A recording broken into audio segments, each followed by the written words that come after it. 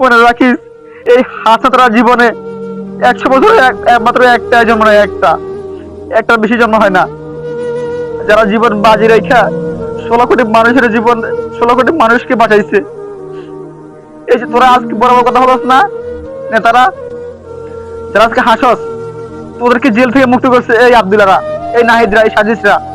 তোরা আজকে হাসস তাদের রক্ত দেখা। আমরা ভুলি নাই আমাদের আব্দুল্লাহর কত সাহস, একজন বীর।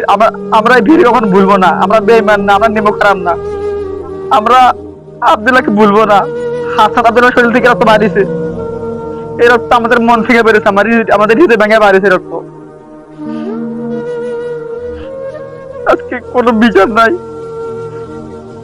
এদের কোনো বিচার হবে না। যারা আমাদের এই মুসলিম ভাইদেরকে মারে, যাদের রক্ত দাঁড়াইয়া আমাদের বাংলাদেশ এখন টিকে আছে আবার নতুন করে, যারা জীবন বাজি রেখে আমাদের দেশকে ইন্ডিয়ার পেট থেকে বের করছে, তারা এই হাসনাত, এই সাজিশ, আজকে তাদের রক্ত ধরা আমাদের এই বাংলাদেশে।